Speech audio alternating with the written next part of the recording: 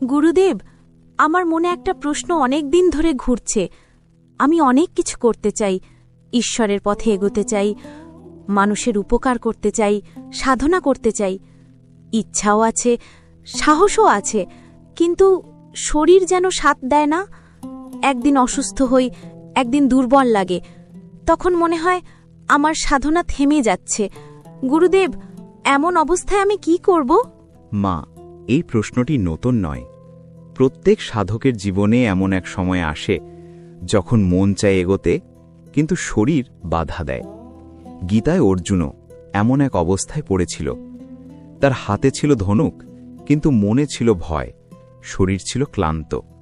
তখন শ্রীকৃষ্ণ বলেছিলেন, তুমি তোমার শরীর নও, তুমি সেই চেতনা যে শরীরকে চালায়। শরীর পরিবর্তনশীল, কিন্তু আত্মা অমর। যদি তুমি আত্মাকে মনে রাখো, শরীর ধীরে ধীরে শক্তি পাবে। কিন্তু গুরুদেব, শরীর তো বাস্তব। যদি শরীর না চলে তাহলে কিছুই তো করা যায় না। তাহলে কি আমি হেরে যাচ্ছি? না মা, তুমি হারছ না, তুমি শিখছ। গীতা বলে, যোগ আস্থা কুর্মাসু কৌশলম, অর্থাৎ কর্মে যোগ বা ভারসাম্যই হল প্রকৃত যোগ। যদি শরীর ক্লান্ত হয়, তাকে বিশ্রাম দাও, যত্ন করো, কিন্তু মন যেন হাল না ছাড়ে। শরীরকে ঘৃণা নয়, ভালোবাসা দাও, কারণ শরীরও তোমার সাধনার বাহন। গুরুদেব, তাহলে শরীর আর আত্মার সম্পর্কটা কেমন? দেখো মা, শরীর হল রথ, আর আত্মা হল তার রথচালক। রথ যদি ভেঙে যায়, চালক তখন থেমে যায় না, বরং রথটিকে মেরামত করে আবার পথ চলে। গীতার 2য় অধ্যায়ে শ্রীকৃষ্ণ বলেছিলেন, দেহিনস্মিন্নথা দেহে কৌমারম যৌবনম যারা, অর্থাৎ শরীর বদলায়, কিন্তু দেহের ভিতরকার আত্মা অপরিবর্তনীয়। এই আত্মাশক্তিই তোমার সত্যিকারের শক্তি। যদি তুমি নিজের সেই আত্মশক্তিকে জাগিয়ে তুলো, তাহলে শরীরও তার অনুসরণ করবে। কিন্তু গুরুদেব, আমি তো সাধারণ মানুষ, আমার মধ্যেও কি সেই শক্তি আছে? অবশ্যই আছে মা। গীতা কখনো বলে না যে ঈশ্বর শুধুই যোগীদের কাছে থাকেন। তিনি তো প্রতিটি হৃদয়ে আছেন। যখন তুমি গভীর মনোযোগে নিজের ভিতর তাকাও এবং নিজেকে জিজ্ঞাসা করো, আমি কে, আমার মধ্যে কে আছে যে এখনো আশা ছাড়েনি, তখনই সেই আত্মশক্তি জেগে ওঠে। ঈশ্বর তোমার ভিতরে আছেন, তাকে চিনে নেওয়াই জীবনের প্রকৃত সাধনা। গুরুদেব, কখনো কখনো শরীরের কষ্টে মনও কেমন যেন ভেঙে যায়। ধ্যান করতে পারি না, প্রার্থনায় মন বসে না। তখন কিভাবে মনকে স্থির রাখব? এটাই সবচেয়ে বড় সাধনা মা। গীতা বলে, চঞ্চলম হি মনঃ কৃষ্ণা প্রমাথি বলবদৃঢ়ম, অর্থাৎ মন চঞ্চল, অস্থির, কিন্তু তাকে নিয়ন্ত্রণ করা সম্ভব। মনকে শান্ত করার একমাত্র উপায় হল ভক্তি ও সচেতনতা। যখন শরীর দুর্বল, তখন নিজের মনকে বলো, আমি এই ক্লান্তিরও সাক্ষী। যখন তুমি কষ্টের দর্শক হয়ে ওঠো, তখন কষ্ট তোমাকে ছুঁতে পারে না। ধ্যান মানে কষ্ট ভুলে থাকা নয়, ধ্যান মানে কষ্টকে আলোয় ভাসিয়ে দেওয়া। গুরুদেব, মাঝে মাঝে মনে হয় ঈশ্বর আমার কাছ থেকে দূরে সরে গেছেন। যখন শরীর কষ্ট পায়, মন ভাঙে, তখন মনে হয় সব ফাঁকা। তখন কি করব? ঈশ্বর কখনো দূরে যান না মা, তুমি শুধু তাকে অনুভব করতে ভুলে যাও। গীতার 11 অধ্যায়ে শ্রীকৃষ্ণ বলেছিলেন, মত্তঃ পরম নান্যাৎ কিঞ্চিদাস্তি ধনঞ্জয়া, অর্থাৎ আমার বাইরে কিছুই নেই। যখন তুমি শ্বাস নিচ্ছ, যখন তোমার হৃদস্পন্দিত হচ্ছে, সেই প্রতিটি মুহূর্তেই ঈশ্বর উপস্থিত। তুমি তাকে খুঁজে পাও না, কারণ তুমি তাকাও বাইরে, কিন্তু তিনি রয়েছেন তোমার অন্তরে। তাহলে আমি যদি দুর্বল শরীর নিয়েও ঈশ্বরকে স্মরণ করি, তবুও কি তিনি আমাকে গ্রহণ করবেন? অবশ্যই করবেন মা। গীতার 12 অধ্যায়ে শ্রীকৃষ্ণ বলেছেন, যতু সর্বাণি কর্মাণি ময়ি সন্ন্যাসমৎপরঃ, অর্থাৎ যে সকল কাজ ঈশ্বরকে উৎসর্গ করে সেই তার প্রিয়। ঈশ্বর কর্মের পরিমাণ দেখেন না, তিনি দেখেন তোমার মন কতটা নিবেদিত। যদি তুমি সামান্য ভক্তি নিয়ে তাকে ডাকো তবুও তিনি তোমার পাশে থাকবেন। গুরুদেব, এই কথাগুলো শুনে মনে যেন এক শান্তি নেমে এলো।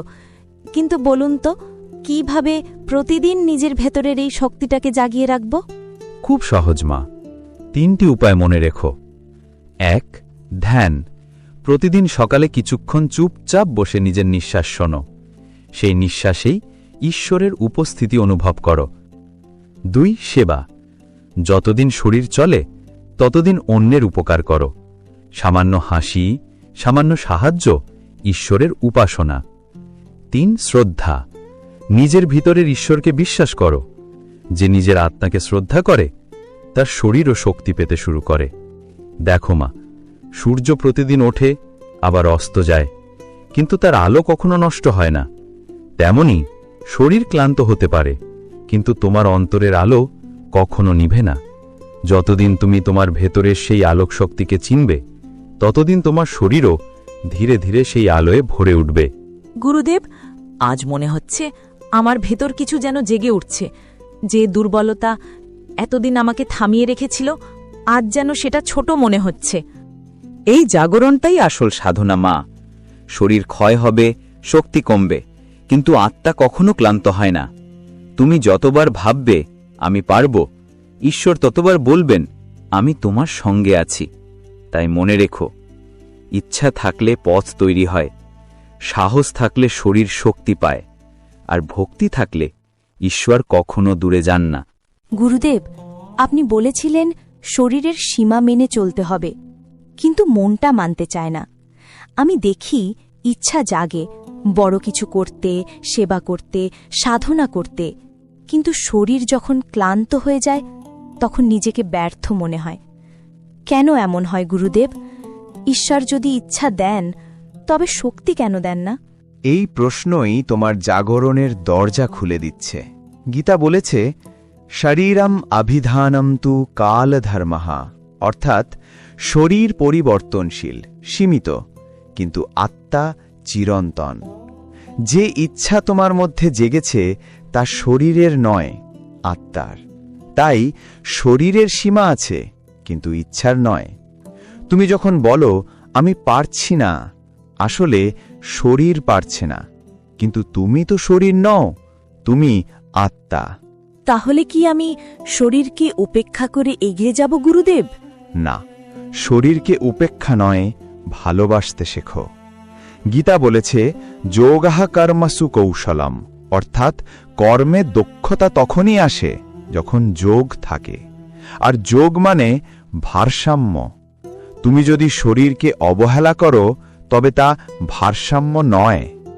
যেমন গাছের শিকড়ে জল না দিলে ফুল ফোটে না, তেমনি শরীরের যত্ন না নিলে আত্মার সাধনাও টেকে না। তাহলে গুরুদেব, আমি কিভাবে ভারসাম্য আনব? ভারসাম্য আসে সচেতনতা থেকে। প্রতিদিন সকালে নিজেকে বলো, আমি শরীর নই, আমি আত্মা। কিন্তু সেই আত্মা এই শরীরেই প্রকাশ পায়। তাই শরীরের যত্ন নেওয়া মানে আত্মার মন্দির পরিষ্কার রাখা। খাওয়া, বিশ্রাম, প্রার্থনা সবই যোগের অংশ। গীতা বলেছে, যুক্তাহার বিহারস্য যুক্তচেষ্টস্য কর্মসু, অর্থাৎ যিনি আহারে, বিহারে, চেষ্টায় ও নিদ্রায় সংযমী তিনিই সত্যযোগী। তবু গুরুদেব, মাঝে মাঝে মন হাল ছেড়ে দেয়, যেন নিজের ইচ্ছাকে বিশ্বাস করতে পারি না। মন যখন দুর্বল হয় তখন মনে রেখো, ইচ্ছা মানে শুধুই চাওয়া নয়, তা ঈশ্বরের আহ্বান। তুমি যে কিছু করতে চাও তার মানে ঈশ্বর তোমার মাধ্যমে সেই কাজ করাতে চান। তবে সময়ের নিয়মে, দেহের সীমা মেনে তিনি নিজেই গতি দেন ধীরে ধীরে। তুমি দেখবে একদিন শরীরও তোমার সহযাত্রী হবে, যখন তুমি তার সঙ্গে যুদ্ধ না করে তার সঙ্গে ভালোবাসার সেতু গড়বে। গুরুদেব, আপনি বলছেন ঈশ্বর আমার মধ্যেই আছেন? গীতা স্পষ্ট বলেছে, ঈশ্বরঃ সর্বভূতানাং হৃদদেশে তিষ্ঠতি। হ্যাঁ, ঈশ্বর তোমার অন্তরে বসে আছেন। তুমি যখন ক্লান্ত হও, তিনিই তোমার নিঃশ্বাসে বিশ্রাম নেন। তুমি যখন ব্যথা পাও, তখন তিনি তোমার অশ্রু দিয়ে নিজের হৃদয় ধুয়ে নেন। তুমি যখন হাল ছাড়তে চাও, তখন তিনি মৃদুস্বরে বলেন, উঠো, আমি আছি তোমার সঙ্গে। গুরুদেব, এতদিন ভাবতাম আমি একা লড়ছি। কেউ একা নয় প্রিয়, তুমি যে ইচ্ছা নিয়ে বেঁচে আছো সেটাই প্রমাণ ঈশ্বর তোমার ভেতরে কাজ করছেন। তুমি কেবল তার উপর বিশ্বাস রাখো আর নিজেকে কষ্ট দিও না। শরীর ক্লান্ত হলে বিশ্রাম নাও, কিন্তু কখনো স্বপ্নকে দাফন করো না, কারণ ইচ্ছা যদি পবিত্র হয় তবে তা একদিন ঈশ্বরের হাত ধরে সত্যি হয়ে যাবে। গুরুদেব, আপনি বললেন ইচ্ছা ঈশ্বরের আহ্বান। তাহলে আমি কি বুঝব আমার কষ্টের মধ্যেও তিনি আছেন? ঠিক তাই। গীতায় শ্রীকৃষ্ণ অর্জুনকে বলেছেন, সুখা দুঃখে সমে কৃত্বা লাভা লাভৌ জয়া জয়ৌ, অর্থাৎ সুখে যেমন স্থির তেমনি দুঃখেও স্থির থেকো, কারণ দুটোই শিক্ষা। যখন শরীর দুর্বল হয় তখন ঈশ্বর তোমাকে শেখান ধৈর্য, যখন ইচ্ছা জাগে তখন শেখান সাহস, আর যখন তুমি স্থির থাকো তখন তিনি আসেন আশীর্বাদ হয়ে। গুরুদেব, আপনি বলেছিলেন ঈশ্বর আমার ভেতরেই আছেন। তবু কখনো এমন সময় আসে যখন মনে হয় আমি কিছুই অনুভব করতে পারছি না। মন যেন শূন্য, শরীর ভারী আর আত্মা ক্লান্ত। তখন কিভাবে ঈশ্বরকে খুঁজব? কোথায় পাব তার উপস্থিতি? প্রিয়, তুমি কি জানো, গীতায় শ্রীকৃষ্ণ অর্জুনকে বলেছিলেন, মনমনা ভব মদভক্ত মদিয়াজি মা নমস্কুরু, অর্থাৎ আমার মধ্যে মন দাও, আমার ভক্ত হও, আমায় পূজা করো, আমায় নমস্কার করো। এখানেই আছে সহজ পথ। ঈশ্বরকে খুঁজতে দূরে যেতে হয় না, তোমার নিঃশ্বাসের মাঝেই তিনি আছেন। যখন মন শূন্য হয় সেটা তোমার পরিশুদ্ধির সময়, কারণ শূন্যটা মানে স্থান তৈরি হয়েছে। ঈশ্বর তখনই আসে যখন অহংকার সরে যায়। যখন তুমি বলো আমি পারি না, ঠিক তখনই ঈশ্বর বলেন, আমি পারি, তুমি শুধু আমায় বিশ্বাস করো। গুরুদেব, আমি অনুভব করি আমার শরীর যেন বাধা হয়ে দাঁড়ায়, কিন্তু আমার ভিতরে যে আলো জ্বলছে সেটা নিভাতে পারি না। তাহলে কি শরীরকে শক্তিতে রূপান্তর করা সম্ভব? হ্যাঁ, ঠিক তাই। গীতা বলে, শরীরম ধর্ম সাধনাম, এই শরীরই সাধনার ক্ষেত্র। তুমি শরীরকে দুর্বল ভাবলে সে দুর্বল হবে, কিন্তু যদি বলো তুমি আমার মন্দির, তবে শরীর নিজে থেকেই শক্তি পাবে। তুমি যখন ভালো চিন্তা করো, তোমার প্রতিটি কোষ সেই আলো অনুভব করে। তুমি যখন প্রার্থনা করো, শরীরও ধীরে ধীরে শান্ত হয়। আর তুমি যখন ভালোবাসো, তোমার শ্বাসের মধ্যেও ঈশ্বরের কম্পন জাগে। তাই ইচ্ছা, সাহস আর শরীর, এই তিনকে আলাদা ভেবো না, তিনি একত্রে তোমার মধ্যে কাজ করছেন। তাহলে গুরুদেব, আমি কি এখন থেকে কেবল ঈশ্বরের উপর নির্ভর করব? না প্রিয়, নির্ভর নয়, সহযোগিতা করো। তুমি আর ঈশ্বর আলাদা নও। তুমি কাজ করবে, তিনি পথ দেখাবেন। তুমি চেষ্টা করবে, তিনি ফল দেবেন। তুমি কাঁদবে, তিনি তোমার অশ্রুতে আশীর্বাদ রাখবেন। গীতায় বলা আছে, কর্মণ্যে আধিকারে রাস্তে মা ফালেষু কদাচন, অর্থাৎ তোমার কর্তব্য হল কর্ম করা, কিন্তু ফলের চিন্তা ঈশ্বরের হাতে ছেড়ে দাও। এই মুক্তির পথেই শরীর, মন আর আত্মা একসঙ্গে শান্তি পায়। গুরুদেব, এখন বুঝতে পারছি, যখন শরীর ক্লান্ত হয় তখনও কিছু শক্তি থাকে যা নিভে যায় না। সেই শক্তিটাই কি আত্মা? হ্যাঁ, সেটাই আত্মা। গীতা বলেছে, নৈনম ছেন্দান্তে শাস্ত্রাণি নৈনম দহতে পাবকঃ, অর্থাৎ আত্মাকে কেউ কাটতে পারে না, কেউ পোড়াতে পারে না।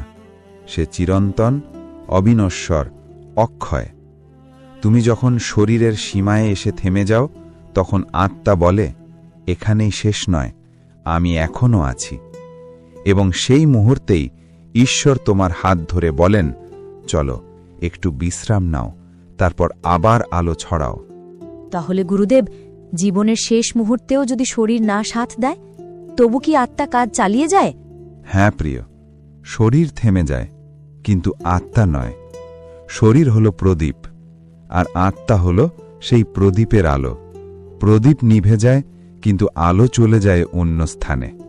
তাই গীতা বলেছে, যথা সর্বগতম সৌর্যম প্রভাভ্যায়তে খিল। যেমন সূর্যের আলো সর্বত্র ছড়িয়ে পড়ে, তেমনি আত্মাও মৃত্যুর পর নতুন রূপে প্রকাশ পায়। তুমি যদি তোমার ইচ্ছা, তোমার সাহস, তোমার সাধনা সবকিছু ঈশ্বরের পদে সমর্পণ করো, তবে শরীরের ক্লান্তি আর বাধা হবে না, বরং সেতু হবে মুক্তির পথে। গুরুদেব, আজ মনে হচ্ছে আমি নতুন করে জন্ম নিচ্ছি। আমার ভিতরে এক শান্ত স্রোত বইছে, যেন বুঝতে পারছি শরীর কেবল একটি যন্ত্র, কিন্তু আমি সেই সুর যা ঈশ্বর বাজাচ্ছেন। ঠিক তাই প্রিয়, তুমি এখন বুঝে গিয়েছ, ইচ্ছা মানে ঈশ্বরের ডাক, সাহস মানে তার শক্তি, আর শরীর মানে তার আশ্রয়। যদি তুমি এই তিনকে এক সুতে বেঁধে রাখো, তাহলে কোনো কষ্ট তোমাকে ভাঙতে পারবে না। তোমার প্রতিটি নিঃশ্বাসে ঈশ্বরের নাম থাকবে, আর প্রতিটি কাজে তার আশীর্বাদ। গুরুদেব, এখন আর কিচ্ছু চাই না, শুধু চাই এই শান্তি যেন কখনো না হারায়। যে শান্তি তুমি অনুভব করছো, সেটা তোমার বাইরের কিছু নয়, সেটা তুমি নিজেই। তুমি শান্তি, তুমি আলো, তুমি প্রেম। শুধু ভুলে যেও না, যখন শরীর সাথ দেয় না, তখনও আত্মা বলে, আমি আছি। যখন ইচ্ছা জাগে, যেন ঈশ্বর কথা বলছেন। যখন সাহস জাগে, যেন তিনি শক্তি দিচ্ছেন।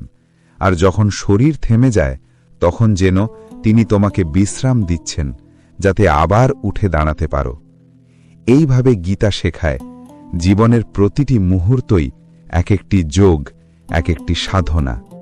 যে এই সত্য উপলব্ধি করে, তার কাছে শরীর, মন আর আত্মা সব এক হয়ে যায়, এবং ঈশ্বর তখন হাসেন অন্তরে।